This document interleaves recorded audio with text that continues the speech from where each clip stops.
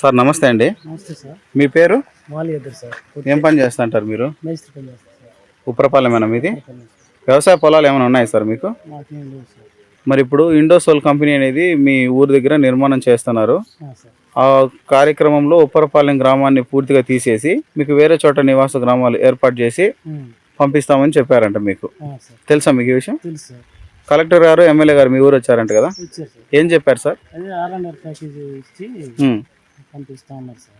కానీ R&R package మనకి సరిపోదు సార్. ఇది మామూలు ఇప్పుడు ఇల్లు కట్టుకోవాలా, ఒక అమ్మాయి ఉంది, 18 సంవత్సరాలు దాటిన అమ్మాయి ఉంది, అది సరిపోదేమో నేను అనుకుంటున్నాను సార్. ప్యాకేజీ మరి పెంచాలని అనుకున్నాను. మరి ఇక్కడి నుంచి మీరు వెళ్ళడానికి సిద్ధంగా ఉన్నారా? సిద్ధంగా సార్. మీరు ఒక్కరైనా గ్రామం అందరూ కూడా సిద్ధంగా ఉన్నారా? ఉన్నట్టే సార్. అందరూ ఉన్నట్టే వెళ్ళడానికి మీరైతే మీ ఒపీనియన్లో సిద్ధంగా ఉన్నారు. ఓకే. ఇండోసోల్ నుంచి మరి వేరే ఏమైనా ఆశిస్తున్నారా మీరు? ప్రభుత్వం నుంచి కానీ ఇండోసోల్ కంపెనీ నుంచి కానీ?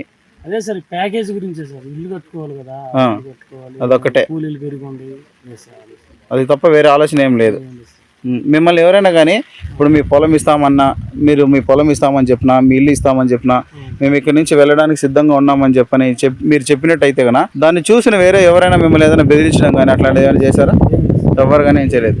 ఏ రాజకీయ నాయకులు కానీ, వేరే రైతులు కానీ, ఫార్మర్స్ ఎవరేం చేయలేదు. Okay, right.